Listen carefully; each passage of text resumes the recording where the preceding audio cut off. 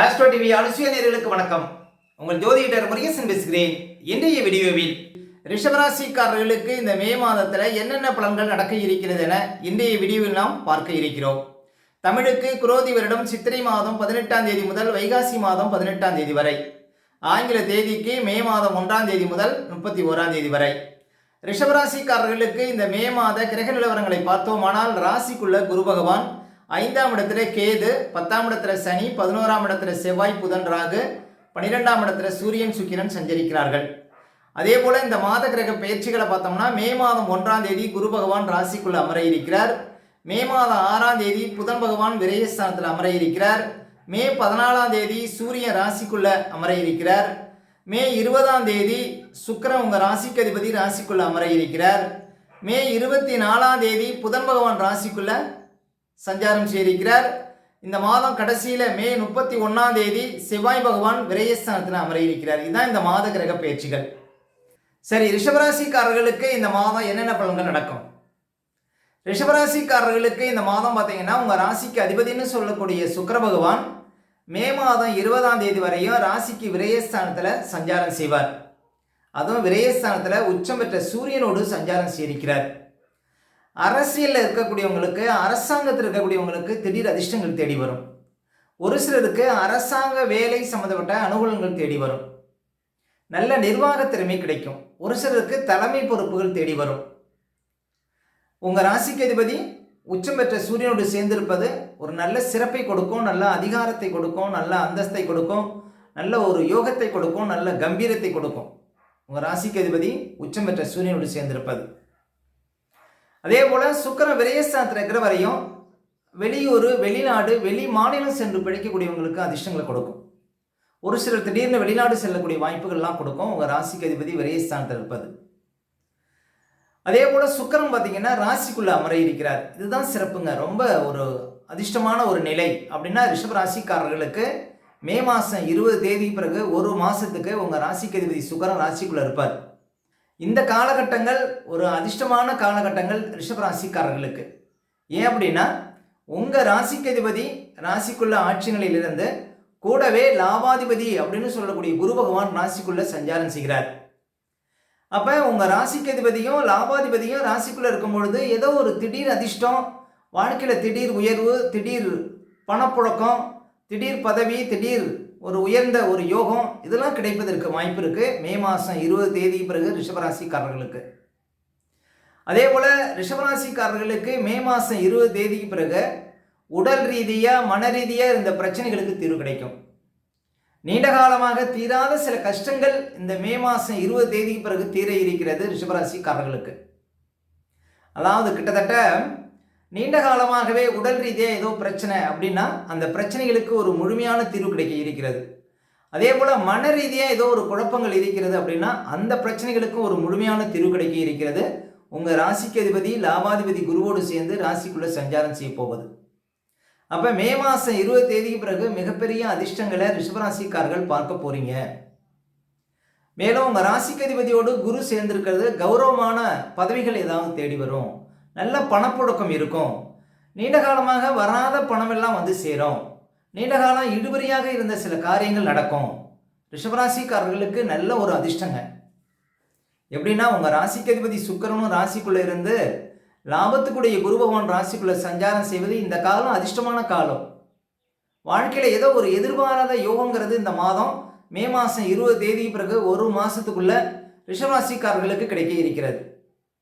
அதாவது உங்களுடைய ஆசைகள் நிறைவேற இருக்கிறது. வழக்கு இருந்தால் அது சாதகமாக முடிய இருக்கிறது. அதே போல் முக்கியமாக பண விஷயத்தில் நல்ல ஒரு அதிர்ஷ்டங்கள் கிடைக்க இருக்கிறது. ஒரு சிலருக்கு நல்ல நிறுவனத்தில் வேலை கிடைக்க இருக்கிறது. ஒரு சிலருக்கு வெளிநாடு வாய்ப்புகள் தேடி வர இருக்கிறது. இப்படி அவரவர்கள் எதிர்பார்த்த விஷயங்கள் சிறப்பாக நடைபெற இருக்கிறது மே மாதம் 20 தேதிக்கு பிறகு ரிஷபராசிக்காரர்களுக்கு. ஏன்னா உங்கள் ராசிக்கு அதிபதி ராசிக்குள்ள அமர இருக்கிறார். இது ஒரு மிகப்பெரிய சிறப்பு. லாபாதிபதி குருவோடு சேர்ந்திருப்பது மிகப்பெரிய அதிர்ஷ்டம். மேலும் குரு பகவான் பார்த்தீங்கன்னா ரிஷபராசிக்காரர்களுக்கு இந்த மாதத்திலிருந்து ராசிக்குள்ளே சஞ்சாரம் செய்திருக்கிறார். அதில் எந்த நட்சத்திரக்காரர்கள் கவனமாக இருக்கணும் அப்படின்னு பார்த்தீங்கன்னா, இப்போ குரு பகவான் இந்த மாதம் கார்த்திகை நட்சத்திரம் 2ஆம் மாதத்தில் பயணம் செய்வார். அந்த கார்த்திகை நட்சத்திரம் 2ஆம் பாதத்தில் பிறந்தவங்க மட்டும் உஷாராக இருக்கணும். ஏன் அப்படின்னா, உங்கள் ராசிக்கு 8ஆம் அதிபதி ராசிக்குள்ளே இருக்கும் பொழுது கார்த்திகை நட்சத்திரம் 2ஆம் மாதத்தில் பிறந்தவர்களுக்கு சின்ன சின்ன அவமானங்கள் வரும், சின்ன சின்ன விபத்துகள் வரும். கொஞ்சம் உஷாராக இருக்கணும். ஏன்னா குரு பகவான் ரிஷபராசிக்காரர்களுக்கு 8ஆம் அதிபதிங்க. அவர் எந்த நட்சத்திரத்தில் எந்த பாதத்தில் செல்கிறாரோ அந்த நட்சத்திரக்காரர்கள் அந்த பாதத்தில் பிறந்தவங்க மட்டும் கவனமாக இருக்கணும், அவ்வளோதான். மற்றபடி பார்த்தீங்கன்னா ரிஷபராசிக்காரர்களுக்கு லாபத்துக்குடைய குரு பகவான் ராசிக்குள்ளே சஞ்சாரம் செய்யக்கூடிய காலம் அதிர்ஷ்டமான காலம். இன்னும் ஒரு வருடத்திற்கும் மிகச்சிறந்த பலன்களை பார்க்க முடியும். ரிஷபராசிக்காரர்களுக்கு அவர் 8ஆம் அதிபதி எதிர்பாராத யோகம், லாபாதிபதி சில பிரச்சனைகளுக்கு தீர்வு. அப்போ ரிஷபராசிக்காரர்களுக்கு குரு ராசிக்குள்ளே இருப்பது சிறப்பு தான். அதே போல செவ்வாய் பகவான் பார்த்தீங்கன்னா இந்த மாதம் முழுவதும் லாபஸ்தானத்தில் சஞ்சாரம் செய்வார். செவ்வாய் பகவான் ரிஷபராசிக்காரர்களுக்கு 7க்கும் 12க்கும் அதிபதிங்க. அப்போ செவ்வாய் பகவான் லாபஸ்தானத்தில் சஞ்சாரம் செய்கிறார். செவ்வாய் வீட்டில் பாருங்க சூரியன் இருக்கிறார், அரசாங்க கிரகம் இருக்கு, ரொம்ப சிறப்பு. இப்போ செவ்வாய் என்றைக்குமே ராசிக்கு 3, 6, 11 சஞ்சாரம் செய்யக்கூடிய காலம் அதிர்ஷ்டத்தை கொடுக்கும். அப்போ செவ்வாய் பகவானால் ரிஷபராசிக்காரர்கள் இந்த மாதம் அதிர்ஷ்டத்தை பார்க்க முடியும். செவ்வாய்ங்கிறது பூமிக்காரகன், பூமி சம்மந்தப்பட்ட தொழில் செய்யக்கூடியவங்களுக்கு அதிர்ஷ்டங்களை கொடுக்கும். அதே போல் கரண்ட்டு, சிவில் சார்ந்த துறையில் இருக்கக்கூடியவங்களுக்குலாம் நல்ல அதிர்ஷ்டங்கள் ஏற்படும். கனரக இயந்திரம் சம்மந்தப்பட்ட துறையில் இருப்பவங்களுக்கு அதிர்ஷ்டங்கள் ஏற்படும். போலீஸு, இராணுவம், மருத்துவம் இது சார்ந்த துறையில் இருப்பவங்களுக்கு நல்ல அதிர்ஷ்டங்களை கொடுக்குங்க செவ்வாய் லாபஸ்தானத்தில் இருப்பது. பொதுவாக செவ்வாய் லாபஸ்தானத்தில் இருக்கிற வரையுமே பார்த்தீங்கன்னா உங்களுக்கு பூமி சம்மந்தப்பட்ட யோகத்தையும் கொடுக்கும், அசையா சொத்துக்கள் சம்மந்தப்பட்ட அதிர்ஷ்டங்களை கொடுக்கும், ஒரு சிலர் ஏதாவது இடமாகக்கூடிய யோகத்தெல்லாம் கொடுக்கும். அதே போல் நீண்ட காலமாக சொத்து வகையில் இருந்த பிரச்சனைகளுக்கும் தீர்வு கிடைக்கும். இளைய சகோதரர்கள் இருந்தாங்கன்னா அவங்களுக்கு அதிர்ஷ்டங்கள் கொடுக்கும். அப்போ பூமிக்காரகன் செவ்வாய், அதிகார கிரகம் செவ்வாய் லாபஸ்தானத்தில் இருப்பது சிறப்புங்க. அதே போல் அதிகாரத்துறையில் இருப்பவங்களுக்கும் நல்ல அதிர்ஷ்டங்களை கொடுக்கும் செவ்வாய் லாபஸ்தானத்தில் இருப்பது ரிஷபராசிக்காரர்களுக்கு இந்த மாதம். அப்போ இந்த மாதம் முழுவதும் லாபஸ்தானத்தில் செவ்வாய் இருப்பது நல்ல அதிர்ஷ்டங்களை கொடுக்கும். இன்னும் சொல்ல போனால் அந்த வீட்டுக்குடைய இப்போ செவ்வாய் அந்த வீட்டுக்குடைய குரு உங்கள் ராசிக்குள்ளே இருக்கிறார். அப்போ அந்த செவ்வாயினுடைய முழு பலனும் உங்களுக்கு கிடைக்கும். அப்போ நல்ல வாழ்க்கை துணை கிடைக்கும். பொதுவாக ரிஷபராசிக்காரர்களுக்கு இந்த மாதம் 7ஆம் ஆதி அந்த வீட்டுக்குடைய குரு ராசிக்குள்ளே இருப்பதனால நல்ல வாழ்க்கை துணையை அமைவதற்கு சான்ஸ் இருக்குது. வெளிநாடு சார்ந்த விஷயத்தில் முன்னேற்றம் உண்டு. இந்த தொழில் செய்யக்கூடியவங்களுக்கெல்லாம் தொழில் பார்ட்னர்கள் அமைவதற்கு வாய்ப்பு இருக்குது, வேலையாட்கள் அமைவதற்கு வாய்ப்பு இருக்குது. அதே போல் நல்ல நண்பர்கள் அமைவதற்கு வாய்ப்பு இருக்குது. உங்களுக்கு 7ஆம் ஆதி லாபஸ்தானத்தில் இருந்து அந்த வீட்டுக்குடைய அந்த ராசிக்குள்ளே இருப்பதனால வியாபாரம் சார்ந்த துறையில் இருப்பவங்களுக்கும் நல்ல அதிர்ஷ்டங்கள் உண்டு. இந்த 2ஆம் தாரம் எதிர்பார்த்து காத்திருக்கிறவங்களுக்கும் பார்த்தீங்கன்னா அதிர்ஷ்டங்களை கொடுக்கும். அப்போ இந்த மாதம் செவ்வாய் லாபஸ்தானத்தில் இருப்பதான் எல்லா வகையிலுமே அதிர்ஷ்டங்க ரிஷபராசிக்காரர்களுக்கு. அதே போல் புதன் பகவான் லாபஸ்தானத்தில் இருக்கிறார். புதன் பகவான் லாபஸ்தானத்தில் இருப்பதும் பார்த்தீங்கன்னா சிறப்பு தான்.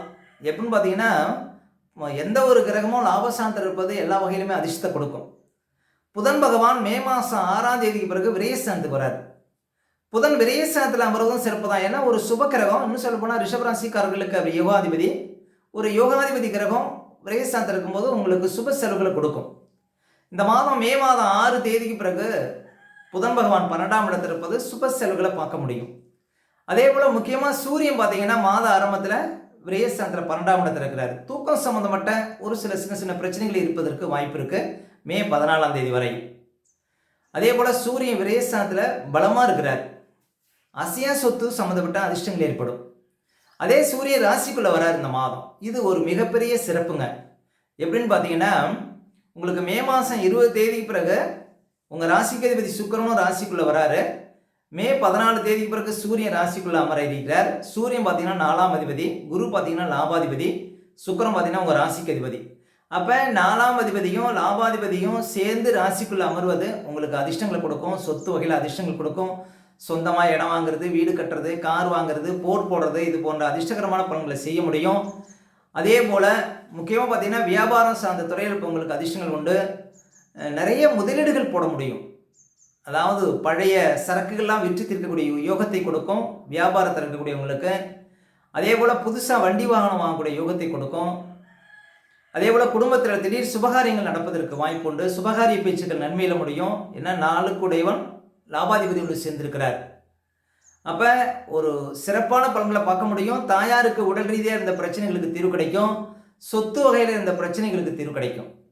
இப்படி நல்ல ஒரு அதிர்ஷ்டகரமான பலன்களை சூரிய ராசிக்குள்ளே இருக்கும்போதும் பார்க்க முடியும். அப்போ இந்த மாதம் பிற்பகுதியில் மே மாதம் 14 தேதிக்கு பிறகு மிகச்சிறந்த நற்பலன்களை ரிஷபராசிக்காரர்கள் அடைய முடியும்.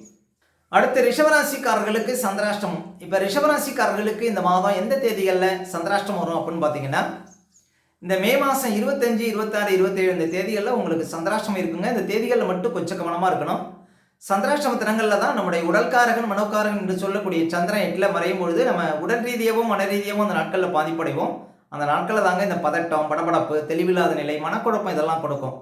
அதனால தான் சந்திராஷ்டம தினங்களில் புது முயற்சிகள்லாம் தவிர்க்கணும். அதே போல் வண்டி வாகனத்தில் செல்லும்போது பாதுகாப்பு கவசங்கள்லாம் கண்டிப்பாக அணியுங்க. மற்றவங்கள்ட்ட பேசும்போதெல்லாம் ரொம்ப நிதானமாக பேச வேண்டிய நாள் பார்த்தீங்கன்னா இந்த சந்திராஷ்டம தினங்கள். அதனால் சந்திராஷ்டம தினங்களை அனுசரிங்கள், வாழ்க்கையில் வளம் பெறுங்கள். மேலும் ரிஷபராசிக்காரர்களுக்கு இந்த மாதம் எந்த தேதிகளில் பணப்புழக்கம் சிறப்பாக இருக்கும் அப்படின்னு பார்த்தீங்கன்னா, இந்த மே மாதம் 4, 5, 6, மே 9, 10, மே 13, 14, 15, அதே போல் மே மாதம் 20, 21, 22, 23, 24, 25 இந்த தேதிகளில் நிறைய பணப்புழக்கத்தை பார்க்க முடியும் ரிஷபராசிக்காரர்கள். ஓகே, இந்த வீடியோ பிடிச்சிருந்தா ஒரு லைக் கொடுங்க. உங்கள் கருத்துக்களையும் கேள்வியும் கமெண்ட்ஸில் பதிவிடுங்க. நம்ம பல வீடியோ கொடுக்க இருக்கிறோம். நம்ம சேனலை சப்ஸ்கிரைப் பண்ணுங்கள். பக்கத்தில் வரும் பெல் பட்டனையும் கிளிக் பண்ணுறேன். நன்றி, வணக்கம்.